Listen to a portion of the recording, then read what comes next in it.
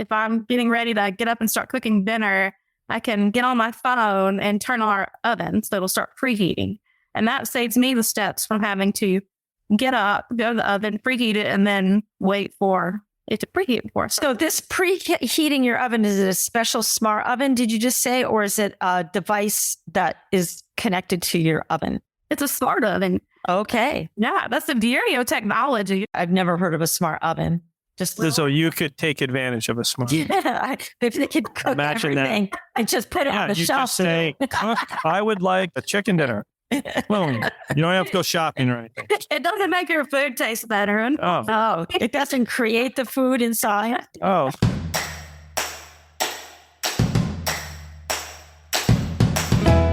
Hello, everyone. This is Chris and Lizzo. We are a brother-sister team. And on behalf of the Charcot-Marie Tooth Association, a.k.a. CMTA, we are coming at you. Coming at you from coast to coast. I live in California and Chris is in Vermont. And this is another episode of our famous podcast named what, Lizzo? CMT for me. CMT, the number 4, me.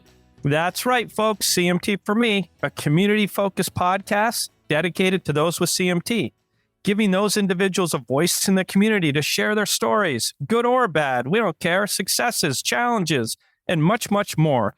And with that, we are starting 2023 off with a bang. This is podcast number 2, right, Lizzo, in 2023? That's right. I think it's 20 overall. Oh, my God. I was trying to think how long we've been doing this. I think we're in year 2 now. We are in year 2. Gosh. Bang! Jeez. Oh, my God. That freaked me out. I almost fell out of my chair there. So, Lizzo, when was the last time you visited the CMTAUSA.org site? Long time ago. I went there over the weekend, and there's some really awesome information. You know, yeah. The research updates, invested over $17 million since 2008 in research. That's pretty sweet. And then I think if you have CMT, you can go there and there are suggested exercises, how you manage pain, you know, physical therapy. And then the other cool thing, which I completely forgot about, is Amazon Smile and iGive. Have you heard about these? Oh, yeah. I'm a big proponent of these two give back sites. So Amazon Smile, you just go to amazonsmile.com. You sign up, you go in, you go to Charcot-Marie Tooth Association, and it doesn't sound like much, but 0.5%. So you pick your charity, right? Pick your charity, okay, so charity of choice. So there's no other choice but the Charcot-Marie Tooth Association, CMTA. And Amazon gives back 0.5% of your purchases, which does not sound like a lot. But when you add it all up with everybody doing it, it is a lot. And there's another site that is because sort of we minimize, but I love it. It's iGive.com. Now, iGive has thousands and thousands of retailers. And so it's like car rentals, like Enterprise, Hearst, or hotels, DoubleTree and Chewy if you have a dog or whatever. So you go into iGive, you install this little button that pops up. You also have to choose your charity of choice, which is the CMTA. That's right. Or Charcot-Marie Tooth Association. Sure. The great thing about iGive is they give back 1.5%, flowers 5%.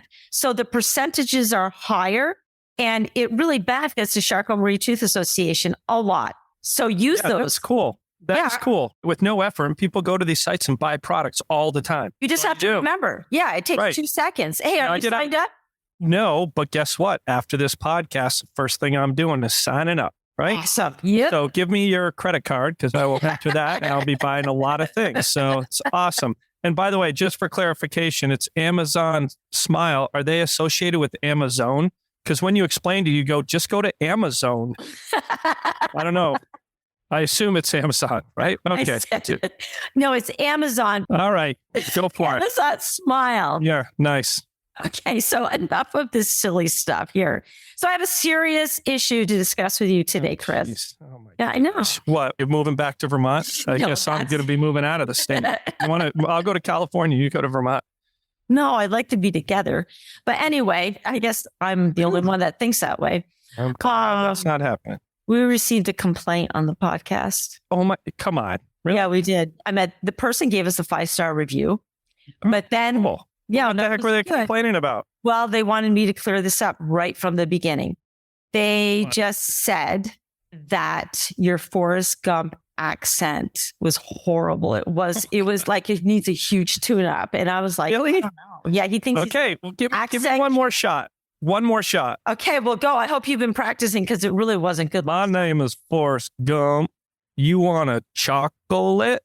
I could eat about 1.5 million of these. My mama always said life was like a box of chocolates. Well, I'm not an expert. Well, we have a woman here with us today who is our guest, actually. And she's from Alabama. Oh, and boy. Here we go. I love it. Ashley McLeroy.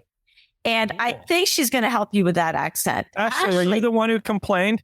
Are you the one? Perhaps. Yeah. So listen, if you're just such an accent pro, let me hear your Forrest Gump impression. Oh, here I go. Okay. Mama always said, life is like a box of chocolates. You never know what you're going to get. I love it. That's great. That is awesome. And thank you. So now E or L, Lizzo, whatever, That's in support of Ashley, you're going to love this. Over the weekend, I revisited, and I'm sure you remember this. I was revisiting all my exceptional engineering talents. What are you Brings back my incredible memories of receiving the engineering award in high school and college. Everything like binomial probability, equations of static equilibrium, fluid mechanics, moment of inertia. And you probably haven't heard of, Lizzo, the Hazen-Williams formula. I don't even know what you're talking about. So don't I sound smart? I sound so smart. And I'm going to really connect with our guest, Ashley. All right. Okay. Hold on. I think he's full of... Wait, I have a confession. I never received the engineering award. And thanks for the good old internet, which gave me all of this engineering vocab. That's all it took. Yeah, I was so confused. I know you won the French award in like 8th grade, but that's probably the last one you've received, actually. And actually, I only won that due to your help. Okay, enough of that. Okay, Chris. All right. Engineers do the same thing. We like to baffle you with our BS. Yes, totally. Well, it's time to do that, Ashley. All right. Yes. And thank you for calling him out on that Forrest Gump accent. I think yours is much better. Yeah. Well, I can tell you've practiced, Chris. I'm proud. I'm trying. But That's thanks all for that coming on our podcast, Ashley. Tell us a little bit about yourself. I don't know what to say. I'm just a very... You have a lot to say. Oh my gosh. When we pre-interviewed her, we couldn't make her stop talking. And now she's on the podcast. She goes, I don't know what to say. I have nothing to say about myself. Yes. Tell me what you're an engineer. And I was looking at your video that we did last time, and it says ADRS specialist, or your ADRS, Ashley McLeroy ADRS. What does that mean? Okay. So I work for the Alabama Department of Rehabilitation Services as a rehab engineer. Okay. And that means that I get to serve our consumers and figure out assistive technology systems and accommodations. I can either figure out off-the-shelf items that'll work for them, or customize items, or even make something for them that doesn't currently exist. And I just get to be really creative with my engineering background to try to make it where individuals with disabilities can be more efficient and able to use their abilities. It's really fun. So when she talks about an engineer, is that like you drive a train? Right down to the office. Yes. What do you have to do to be an engineer? What kind of schooling do you have? What's a rehab engineer too? So tell me about your schooling and how you got there. Well, rehab engineering is unique, but because I was not able to do a lot of extracurricular activities in high school, I kind of excelled academically. Everybody pushed me into engineering because I was good at math and science. Well, I ended up going to school and getting a materials engineering degree, which was really fun. But then I was looking for jobs and I thought, this is going to be incredibly boring. Right. I'm not going to be able to tolerate sitting in a lab for 12 hours doing research on materials. I had been exposed to the disability community and I really wanted to work with people with disabilities. So it just happened that at a career fair, I saw the Department of Rehab Services, and I walked up to their booth and I said, please tell me you have engineering jobs. And they said, sure, we do. We have rehab engineers. So rehab engineers take those engineering principles and apply that to the disability world. Yeah. So what do you do every day, Ashley? What does that look like to be a rehab engineer? It's a little different every day. So it could mean that I'm going out in somebody's house and looking at how their bathrooms could be modified to make it more accessible. I could be observing them in their job sites to see what kind of technology could be implemented to make them more efficient at work. I could be meeting with a student to figure out how they could complete their assignments. So it's a little different every day and the types of technology that we work with. It's cool. Your focus, taking your engineering background and applying that to make people's lives better, right? Yes. Which is fantastic. And Liz, right, it makes me think of some of the podcasts where people that had CMT started work and just concerned on like, where's the desk in relationship to the bathroom? Am I going to be able to open the door? Just all of these things come up every single day. Or, geez, it's hard to open up a can of soup. It sounds like you observe these folks and you try to help them achieve the goals that they want to achieve. Exactly. And so what are some projects that you've done? Well, let's see. I have worked with an individual to figure out how they could roll napkins around silverware in a restaurant. And I was able to create a little jig that they roll the napkin up and it rolls the napkin around the silverware to make it a little bit easier because they didn't have the dexterity to do it with their hands. Yeah. Yeah. So is that like a big machine or just a small? What is it? What would something like that look like? The weight, the height? It's about an 18-inch long ramp. You put the napkin and I put the silverware on top of it and you pull it up the ramp and it'll roll the napkin. So you designed that, but like, where is that manufactured? Do you have partnerships with manufacturing companies or do you use 3D printers or what do you do? No. See, what we do, since we're a state agency, we're working one-on-one with individuals. So the things that we come up with are a one-stop shop for that individual, customizing it for them. And that's our main goal. We're not a manufacturing business. So you come up with these brilliant ideas and then who actually creates it? We do. Our rehab engineers do. Okay. In each local office, we have a technology lab where we can build things. We don't get to do the custom projects a lot. A lot of what we do is off the shelf stuff, which is great. I mean, assistive technology is out there. It's available off the shelf. And because technology has grown so much, that makes it even better that it's that accessible. That's cool. Tell us about the project. I think you said you designed something so a woman could play with her dog or a man could play with their dog, like with a little girl, I think. Or a little girl or something like a ball. And tell us about that. That was awesome. Yeah. So that I didn't actually have to make anything, but I had to come up with an assistive technology system that worked for her. And what that was is her iPad mounted at the end of her bed. We connected a smart dog toy that can be controlled by a tablet. Yeah. And so she was able to use her foot to drive the toy around the room to play with her puppy. Because was that the only part of her body she could use? Yes. Everything she used was with her foot. Absolutely. For a long time, that's all she can use. Wow. You must have felt great. It's got to be the projects you work on must be so just rewarding personally as well, right? It is. Yeah. I mean, I don't know how you couldn't work with somebody with a disability, allow them to use their abilities to a better extent and not feel rewarded by it. So what kind of thing would you help somebody with CMT accomplish? Have you had requests? I know that you have CMT yourself, and we'll talk about that a little bit more, but... Yeah, or do you work with people with CMT?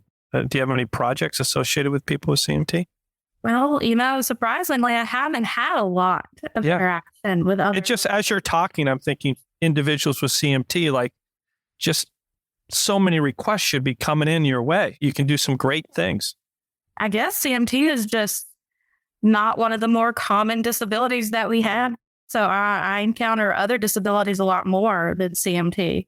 But I know that with CMT, devices that can help with note taking or completing work assignments like speech recognition, things like that would be super helpful. We just don't come across that a whole lot here as one individual in the state who provides services. Do you think people know that you're there to help them? Not to the fullest extent. No. I think we need a lot more public awareness that there are services like this out there. In every state? Yes. Really? So Lizzo, I'm thinking, again, back on the CMTA website where I referenced there's exercises and all of that, there could almost be a link to what Ashley does. So at least people are aware. And Ashley's already written in and said she wants to help spread the word of these services and how people can get in touch with their states. So just by reaching out, she's already advocating for people with CMT, which is just phenomenal. Yeah, it's awesome. So maybe tell us a little bit about your CMT and what type, and then let's tie that into, is there anything you've done with your engineering background to help your current situation? And explain to our listeners what that is. So 3 questions. I took that from Lizzo. She asked 3 or 4 questions in one sentence. Well, I'm learning. I'm in year 2. So she's rubbing on the pod. Yeah, I don't even know what I just asked. It sounded awesome. Hang on. I don't have enough executive functioning to... No, so your type of CMT, and have you applied your skills to improve any situation that you've wanted to improve or goals that you have? Well, I am CMT 1A. CMT has blessed a long line of my family. I mean, I know as far back as a great-grandfather. And I don't know beyond that what the scope is for my family, but me, I have lovely little tiny extra wide crooked baby feet that don't fit in any shoes. I have reduced sensation in my feet, always a lot of pain in my feet, which is funny. I don't know how you can have reduced sensation and a lot of pain. Yeah, that's interesting. I was thinking the same thing. I do have the weak ankles, get nice and swollen from all the abnormal muscle usage. I do have limited leg strength, so it's hard for me to step up from probably, if you get a step that's more than about 4 to 5 inches, I need to be able to pull myself up with my arms. I have had hip dysplasia and spinal deformities as well, which cause a lot more pain than my feet do, actually. That's the way that my body has reacted to CMT. My back pain tests my patients, and the more pain I have, the less energy I have. The less energy I have, the more brain fog I have. I think about people who have similar symptoms or even more significant symptoms. And you think about we are dealing with that on top of normal everyday things. And I have been successful in school. I've gone to school. I've worked full time. I went back and got my master's degree while working full time. And then I ended up building a house so that I can grow old in it. So I built an accessible home. What? You build an accessible home? An accessible home? What does that look like? Yeah, so you design the home to accommodate your CMT and thinking long-term as well, right? Yeah. So knowing the progression of CMT and knowing that I will likely need a mobility device a lot sooner than most individuals. When it came time that my husband and I were ready to move on from our first home, we decided to build a home. And thanks to my rehab engineering background and understanding accessibility, I ended up working with an architect to design a home that's accessible for me. So what that means is that all my entrances are 0 entry. There's no step. All the doors are 36-inch doors, so mobility devices can get through that. I have a nice big roll-in shower with no threshold to it. So it's called a roll-in shower. And I've designed roll-under cabinetry. So under my sink, my kitchen sink and my stove, I can actually open up the cabinet doors, slide those in so that I would have a wheelchair footplate. Oh, yeah. That's cool. So we did a lot of things like that in the home. That was a lot. I would imagine. Do you have smart switches and things as well? We do. One of my favorite things that we have set up with Alexa is when we tell her good night, she'll cut off the kitchen lights, cut off the bedroom lights, turn on our humidifier, and then start playing sleep sounds. So it's really, I love it. That's great. Does Alexa make your coffee in the morning? I'm sure she could. Wow. I appreciate things like that we could set up in our home, because even though my husband is more than willing to jump up and cut the lights out, he does end up having to take up a lot of extra responsibilities. So it's nice that I can just, with my boys, turn off the light. Yeah. We get in bed, then he doesn't have to do that extra step of getting back up and turning the lights out or Right. getting out to preheat the oven. We have a smart oven. So I can, if I'm getting ready to get up and start cooking dinner, I can get on my phone and turn on our oven so it'll start preheating. And that saves me the steps from having to get up, go to the oven, preheat it, and then wait for it to preheat for us. So this preheating your oven, is it a special smart oven, did you just say? Or is it a device that is connected to your oven? It's a smart oven. Okay. Yeah, that's the beauty of technology. Yeah. What other devices for your home are there that you could use like that? I've never heard of a smart oven. Just So you could take advantage of a smart. yeah, if they could cook Imagine everything and just put it on the you shelf. just say, I would like a chicken dinner. Boom. You don't have to go shopping or anything. It doesn't make your food taste better. Oh, it doesn't create the food inside. Oh, well, that's what she's thinking. Wait until another 10 years, so we'll have something like that. Well, I love smart ovens, and I'll recommend them for clients because some of the smart microwaves and ovens have the feature built in where you can scan a barcode. And if it's like a frozen dinner, you can scan the barcode and it'll automatically cook that item to that setting. And that's really good for individuals that have trouble comprehending the text and the instructions on a box, or who also forget how to do things. So that's really helpful. I really love my smart washer and dryer because I get that too. No, it sends me reminders that I've left clothes in the washer for 30 minutes too long. And so that, when, like what I talked about, when I get fatigued, when I get in a lot of pain, I get fatigued. And when I get fatigued, I have brain fog. Sure. And I'll forget things a lot. So that my washer machine will remind me, hey, you have clothes in the washer.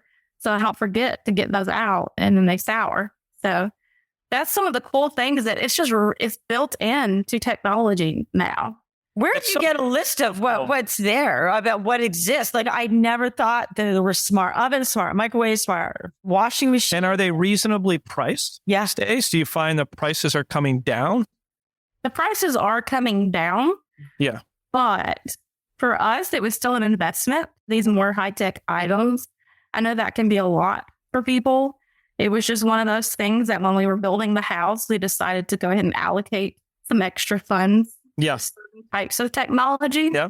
Yeah. And I'm thinking as well, just while we're on this topic, and maybe we already you referenced this, but are there grants? Like, do you guys, let's say it was myself, CMT, and I wanted to invest in some of these items.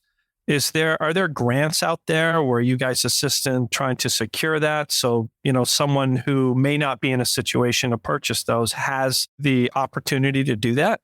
Well, are there government funds out there or state funds?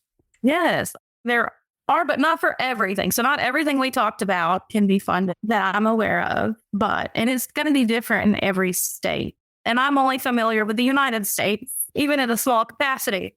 So each state can have a different vocational rehab agency that might purchase items to help you with work or school. There's independent living centers that might have grants to help you with home modifications. But the best thing I can suggest, based on a recent new job role that I have. What is it? Would you tell us? Yeah, woo! I will tell you. Okay, so I was recently promoted to our Assistive Technology Act Program Director. Nice. That's right. So, job. Congrats. Thank you so much. That was one of the things I worked really hard for, getting that master's degree and then trying to, work extra hard to get myself out of the field work. Each state gets a grant from the federal government to provide assistive technology services. Through that, their goal is to increase access and awareness of assistive technology. So everyone in the United States can contact their state AT Act program. Do y'all want the website for that? Sure. Oh, yeah, totally. So you can go to the website at3center.net and look up the AT Act program for your state. And not only would they probably be able to provide you a list of funding sources, maybe some grants, maybe a low interest loan program, take out a financial loan with lower interest. They may also have some assistive technology that you can borrow if they have a lending library in your state. There's also reuse centers throughout the country where items get donated, like walkers and wheelchairs and toilet risers, things like that get donated and they're recycled, and you can pick those up most of the time for free from that reuse center. Wow. So the AT3 Center is a really good resource for people who are wanting more information about assistive technology. So, That's Ashley, awesome. thank you so much. Ashley, do you think it's less expensive for somebody to just try to remodel their home, like to make their doorways, wider, or to make ramps, or is that a real expensive chore? You decided to build a home. Why don't you just remodel something? Oh, man. In this economy, Yeah. Good luck. it's hard. Now, see, my experience going out in people's houses and seeing the way that their floor plans limited them in their abilities to modify their homes is what encouraged me to design my home so that I could just have it from the beginning built to be accessible. Wow. Because your floor plan can really limit you and your home structure. And so as far as costs, it's usually less expensive to modify your home or to modify a home that's already built than it is to build a brand new house these days. Just because it really increased the cost of new home construction. I was just trying to think of her journey with CMT. Right. When you were diagnosed, and was it a young age, and did you have surgeries or any of those type of things? So tell us a little bit. I know also about your family and your dad. And Yeah. your dad has CMT. Do you have siblings? All that. So like you're growing up with CMT and Yeah, when you were diagnosed or what your symptoms were, how you felt. So take us through that. My dad said he's always known I had CMT. He has CMT. His sister had CMT. His mother had CMT, and his grandfather had it. He says when I was born, he knew immediately that I had it. I don't know if that's just dad stinks or it might have been anxiety. I don't know. I grew up watching my dad. He's always been the hardest worker, the best work ethic that I have ever seen in anyone. And no matter what he struggled with physically, he always did the most that he could do to make sure that he continued working and provide for his family. So growing up, I don't remember ever just a time frame where I was immediately told that I had CMT. It was just a given. We just knew that I had it. Are you an only child? No, I have two sisters. Neither of those have CMT. Okay. I did have some difficulty walking when I was about 10 or 11. I can't remember the exact age, but I did have surgery on my feet to try to limit the arch that was caused by my CMT and to extend the muscle in the back of my leg and try to release some of that tightness. Not effective, unfortunately. In adulthood, I ended up having to have another surgery for my hip dysplasia. Hip dysplasia is where your hip socket doesn't form in that nice semicircular shape as it should for the ball of your femur to be able to fit up in your hip socket and rotate like it's supposed to.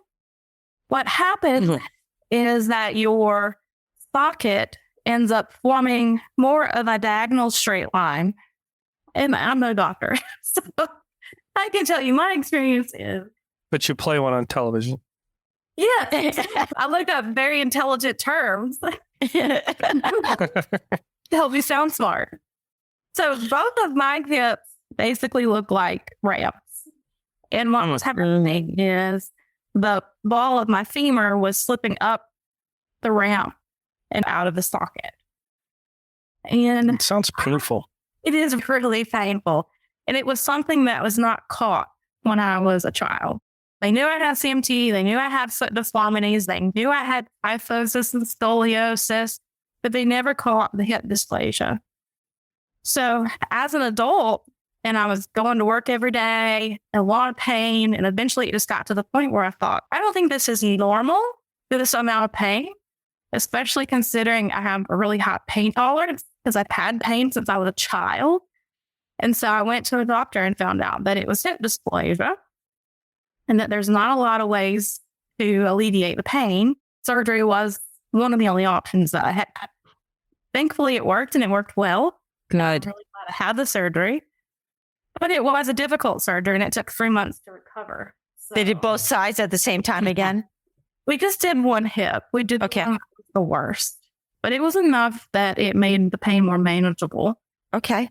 And why didn't you have it done on the other one? Because that wasn't the hip that was giving me the most trouble. We said, you're a good hip. You can stay like you are. All right. All right. That's great. That was the 2 surgeries that I've had. I've also had to wear a back brace when I Yeah. Do you wear braces? do I wear braces or do I? She meant, do you have braces? In the closet? They are in my trunk. Oh, They're in the trunk of my car. So that if I ever went out to somebody's house and I needed to walk in their yard, I could put them on and not risk hurting my ankles as bad. oh, like on grass or something, especially, huh? Yeah. Those hidden holes in grass. I think you mentioned that that's your kind of your worst situation is walking on grass. That's Just because of the holes and what you can't see, right? I can watch other people walk across grass and it looks like they're doing it without even thinking about it. And my mind is racing thinking, what if they step in a hole? Because I'm so anxious about walking through grass that I can't walk through it without very carefully stepping and watching to see where there are holes. Because if I hit a hole, my ankle's going to turn and I have almost no balance. I mean, I know I do have balance, but it's pretty bad. So if I get off balance, I'm falling. And then once I fall, it's really hard to get back up because my legs are too weak to help me up off the ground. So in terms of being anxious, so would you say do you have anxiety as a result, do you feel, of your CMT? Yes, And how do you manage that? I don't. Is it tough? Seriously, it's hard, right? It's something that I have a goal for because the last few years I have had other major goals that I've been working on, and the stress of those goals took a toll. I think we know that stress can help increase the toll that your disability takes on your body. Sure. And so this year, that's my goal, is to work on some of that anxiety that comes with my disability, as well as working on my own health. And part of that is getting some braces that I'll actually wear. Okay. That's already in the works, getting some braces that I'll actually wear, and then trying to figure out how to manage that pain. But the anxiety comes a lot from, I know this activity is going to wear me out. I know this is going to hurt by the end of the day. And I start getting anxious thinking about, am I going to be able to enjoy it when I go out to this party? Or somebody's asked me to go do something on a Saturday night. Well, I'm going to go get groceries. Am I going to have the energy to do the groceries and then also go to that party and enjoy myself?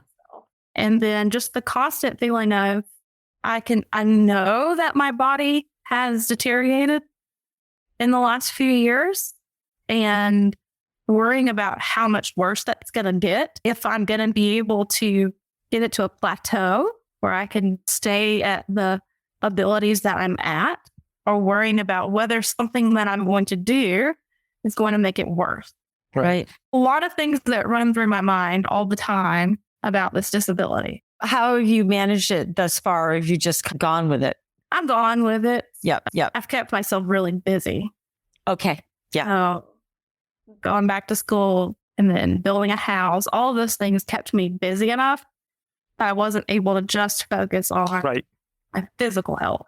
How does your husband support you? And I have 100 questions in one. Here we go. One sentence. No, I was taking notes. Not curious about a couple things about how does your husband support you? And also going back to when you were growing up, how did your family support you? So I'll just stop there. Well, what's interesting about my family Okay. And it is that because CMT has ran in my dad's family, it's not like it was just this surprise diagnosis that we needed to figure out and get support for. It was just one of those things that my family has always just dealt with. This person has certain limitations. Oh, well, we can, they can succeed in other things. And so my parents pushed me pretty hard towards the academic role. And I just didn't get to jump on a trampoline. I didn't play in sports. It was just, it wasn't really accommodated much growing up. You have other abilities to focus on. And as far as my husband is concerned, he is precious. We met when we were 20 years old. He actually has a speech impediment. So I'm the one that had to force him to call me. Yeah, okay. Because he didn't want to talk on the phone. And I was thinking, dude, you don't even know. That's awesome. KMT is going to really change both of our lives. So stuttering was nothing to me. And when we met, he said that he thought that my walking was trying to entice him because I wiggled a little bit more. It's a great sense of humor too, right? He's fantastic. Since he stutters and I have CMT, I always say I talk for him and he walks for me. Nice. Beautiful. He's the one that's willing to stop by the grocery store if we need something. He's the one who does the majority of the physical labor around the house.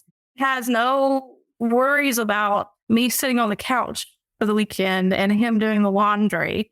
If I get home from work and it's just too much and I can't manage dinner, not a problem. He will jump in the kitchen and start fixing dinner for us. So we have a good balance about what all he has to do, but he takes it in stride and he's fantastic. That's great. And what support did you have from, say, friends when you were in school or grade school, high school? And was there a transition there? Tell us a little bit about that. When I was in grade school, even in college, I don't think a lot of people realized I even had CMT. Most people wouldn't have known that I even had a disability. What's interesting about my classmates is they all just saw me as an overachiever, not realizing that the reason I was excelling in academics and putting all of my eggs into that basket was because I couldn't play sports. I couldn't do all those extracurricular activities. I couldn't go out to a party in the middle of a field. Right. And hang out with everybody. One of the more exciting things that I got to do was musical theater. I love on stage. And so a lot of those kind of things, I got to participate just as a normal everyday student. Yeah, that's great. Unless you were really close to me, you didn't know that I actually had a disability. And I was able, that was not really intentional that I wouldn't tell people. I just didn't want people to feel sorry for me, so I didn't advertise it. You were close to me and I was having a really bad day. And I didn't mind saying, look, I'm really hurting today. I'm not able to do this. Somebody might ask about why. And I would explain CMT. So you had those couple close friends. Yes. And when I wore a back brace, that was really hard. And that's where I found It must have been support systems, because all of that plastic and metal is frustrating and hot. It's hot. It strained my spine so much that I would have migraines and I would end up in the locker room at school sick. And I had those friends who would stay with me because they knew I was sick and they were trying to help me out. But the anxiety that I had just going to school that first day with a back brace was overwhelming. It's one of the most memorable days that I had revolving CMT is that first day. Because I remember going to the doctor's office. They said they're going to put me in a back brace. We get the back brace. I'm at home. I'm stressing out. This is really obvious. I've got all this metal coming up around my neck. I have to hide it. And I remember walking into the school that day and walking up to one of my friends, Tyler, and he knew that I was going to be coming to school with a back brace that day. And he knew how upset I was about it. And I walked up to him in the gym. He wrapped his arms around all the metal and the plastic. And he just said, it's not even that noticeable. And he just gave me some affirmation that it was going to be okay. It's not that bad. Of course, it still was. But to know that I had the support of a friend who understood the importance of affirming to me that it was going to be okay meant a lot. Yeah. How long did you have to wear that brace? Well, only about a year. Well, that's a long time. Thank you. Yeah, it is. But most people have to wear it longer. It's just the age that I was at. I was already at the point where my bones weren't going to see much improvement. And did it work? Only enough to avoid surgery. Wow. Ashley, can I ask you a personal question? Perhaps. Okay. If you don't want to answer, that's fine. So do you have children? No. No. Is that a decision that has anything to do with CMT? Partially. Okay. I would say a big part of it is I didn't feel like my body could handle Right. bearing a child. And then I also worry about the energy that it would take Absolutely. to have an infant. And also, kids are just a lot. They are a lot. Sure. It's not easy. So my husband and I have plenty of nieces and nephews. How many? We have 8. Okay. We have Nieces and nephews. Yes. Plenty. 20 in Alabama means about 8. To keep you guys They're fun to occupied. visit. That's enough. Best case scenario. Yes. Yeah. Hey, and just going back to your braces, you said one of your goals is it's actually in the works. So what are you doing to get braces that you will wear compared to what you have? Like, what are the changes that you're asking for? What are you doing? I know another person that you talked to on this podcast said something that resonated with me so much. Huh. Is braces hurts.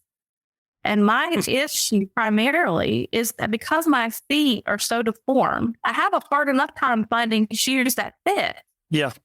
That are, are roomy enough to accommodate the width of my foot, the arch of my foot, and my foot's shaped like a bean, basically. Yeah. Like a good old Southern butter bean. Yeah. And so to find shoes that fit, it's hard enough. Then when you take a brace and even that small little plate that's got to fit inside your shoe, and then you add a custom orthotic to that. Yep. There's not enough room for my foot anymore. And it's incredibly uncomfortable, and it works fine if I'm up and moving around. They really do help with the energy that it takes to walk. But as soon as I sit down, my foot will contract. Yeah. And then all of that feels like it's pinching my foot. So I just got to where on days where I was more sedentary, I'm not going to put my braces on. And for little short spurts of walking, I will just pick my feet up higher off the ground as opposed to wearing the braces. And so it's gotten to where they literally just sat in my truck because I never wanted to put them on. If I put them on and go into the grocery store, they were coming off as soon as I got back in the car. That's how painful they Got were. it. Were there the plastic ones, Ashley, the plastic braces? The carbon fiber. Oh, you had carbon fiber. And so what are you going to go to next that you think might be better? I think y'all know about the Helio. Yeah, the Helios brace. Sure. Yes. I just went and saw a new orthotist. Great. He is an orthotist here in Alabama, and his wife and daughter actually have CMT. So I was really excited to find him because he understands what I meant when I said these braces hurt my feet. I don't want anything that goes inside my shoe. So he is ordering me some of the Helio braces that will go around outside of my shoe. Yeah. Okay. Well, I'm excited to hear about that. So is Lizzo, from your experience too, are braces a kind of trial and error? They are. Sean McHale, who's an orthotist, and I spoke with him the other day. There's just so many factors depending on this. And there's so many braces. It's tough to know. It's tough to know what's going to work. So I hope those work for you. Yeah, it sounds like you're onto something. So that's cool. That's awesome. What's fortunate about that is there's not a lot of opportunities to try them before you buy them. Right. And they're expensive. Yes, they are. Right. And if you have insurance that will cover them, it's kind of like a one shot. It's like one every 5 years or something. And so, if you're hard on your braces or you break them, you're kind of like in a mess, and it's a big problem. And I feel bad for people needing braces and they don't know what ones to get. And Yeah. You know, it's like getting a pair of glasses and then you don't like them and you have to keep them for 5 years or more. Or you put them behind the heater in the basement. So That's what Chris did with his glasses when he first when got I was 3 years old. And we sold a house, so I left them down there. So So he didn't have to wear glasses. Yeah. it's Yeah. perfect. I just want to go back and see if they're still there. They probably are. So, Ashley, is there anything you'd like to say to our listeners or community, or any words of wisdom or advice as we close the podcast? Definitely. And this has a little bit of a backstory to it. Okay. So, you know, with my disability, I've dealt with a lot of challenges, obviously, but, you know, that's just been part of my life. And my ability to focus on my abilities seems like it's harder as I get older, and the responsibilities and the stresses compound and the limitations increase. In 2018, I decided that I was going to do a couple of things. I was going to set a 5-year plan, and I had 3 things that I wanted to do, which was get a master's degree, build an accessible home, and go to Hawaii. Well, I was lacking so much confidence that I could achieve those things that I posted it on social media just as some images, because I didn't want people to be able to understand what those goals were and ask me about them later. And a lot of that had to do with my self-doubt. I just thought, I'm going to post this just for myself, but I don't want other people to understand what it means. And each year that I was facing these challenges, took 2 years to get a master's degree. I beat myself up that entire time thinking, you're not able to do this. You're not able to do this. And it was unnecessary because I did it. And I did it well. And then I started the pursuit of a home. And I thought, this is too much. You're not going to be able to do this. I just beat myself up. The self-doubt. Absolutely none of that had anything to do with my disability. And so what I want other people to realize is that your self-doubt can be more of a limitation than any kind of diagnosis you have. And what you need to do is find a support group, a group of cheerleaders who will encourage you, remind you what your abilities are, and then also just take it day by day, little task by little task, and just achieve those goals. Write them down and work on them. So that's excellent advice. It is. And I'm just wondering, you know, was that your motivation? Did you beat yourself up to get more motivated, or did you beat yourself up just because that's what you do? That's just what I do. That's part of being a normal person, you know, like, and that's what I say. People with disabilities also have the same challenges as everyone else that's out there. And so a lot of people are affected by self-doubt, no matter if they have a diagnosis or not. And that's how I can relate to a lot of others. And that's just part of one of those things that I do, is I doubt myself a lot. So this trip to Hawaii that's upcoming, you're not going to do that, right? You're not going to beat yourself up. You're going to go and you're going to go Yahoo and put that self-doubt to the side. Well, the pandemic didn't help with the cost of, not at all. We're going to blame it on that. But okay. We are going to work on it. We are going to work on it. And you will go. You are full of self-motivation. All those self-doubt, you achieve your goals and you're full of resistance and you're an amazing individual. Yeah. It might not fit into that 5-year plan, but we are going to Hawaii. Yeah. That's great. And you will have a great, great time. I'm sure you will go. So we're going to have to see pictures. Absolutely. I'd like to see a video of that thing that you made, the napkin roller. The jig? The jig. Yeah, we could share some photos. Yeah, that would be cool. Yeah. So Ashley, just off the cuff, if you were going to write a book, what would the book be about and what would the title be? How did you know I think about this all the time? I am in tune with you. Yes. Definitely the book would be about my little life experiences, what it was like dealing with challenges and overcoming those challenges, and then what it was like to relate just as a normal person, just an everyday person, because that's part of it. And I know that the name of my book would be Life with a Limp, because I limp. That's good. I encourage you to write that story. Yeah, write it. And, the limp is usually the first thing people ask me about, not anything else. Really? A lot of my disability is invisible. So that limp is what gets the conversation started. All right. That's cool. Great. Okay, and just have a crazy one here. If you had to eat one meal for the rest of your life, what would it be? I change too much to eat one meal for the rest of my life. I can't do that. Or what's one of your favorite meals? There you go. And it's so hard. I really like change. My husband and I don't usually eat the same meal more than once a month. What's your favorite food? We love Mexican food. Okay. All right. There you go. That's it. We have it different every time we have it. Right. Are there a lot of Mexican restaurants in Alabama? So many Mexican restaurants. Yeah. Right. First, we have to go meet Ashley. And I know. We should. We have to. And Ashley, just last item is just in closing. Can you repeat that website again that you referenced at the beginning? It was like the AT3 and...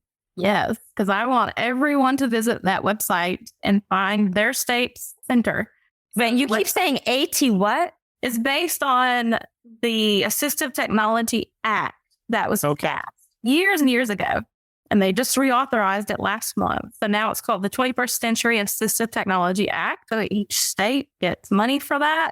You can find your state's center at www.at3center.net.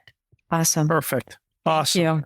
Well, thank you so much. So much. You were great. Enjoyed talking to you. It's good. So Lizzo. So much more. Yeah. Exactly. If someone wants to follow us on social media, where do they go? Well, we have a brand new Facebook page, CMT for Me Podcast on Facebook. So follow us and all the updates that we are giving. We're giving tips for CMT, celebrate Catterday with us. We can submit photos of your cat and how your cat helps you with your CMT and meet members of the community. We have a great group. That's good. I just learned about this last week and it's been out there for about 2 months. So they finally gave me access, folks. Oh, we're also on Instagram, CMT for Me Podcast. Absolutely. Ashley, our intern, is doing a fantastic job. Let me say, too, to our listeners, if you have a good story, we'd like you to tell your story on our CMT for Me podcast. Write to us at info@cmtausa.org and pitch your idea. We want to hear from you. And don't forget, Lizzo, our listeners, we need stellar reviews so we can reach more folks. One way to leave a review is to go to Apple Podcasts. Right. And you can listen to CMT for Me on any of the podcast channels and leave reviews on Apple Podcasts or Spotify. And there are others that I don't know of, but leave us a review. Find a place, leave us a review.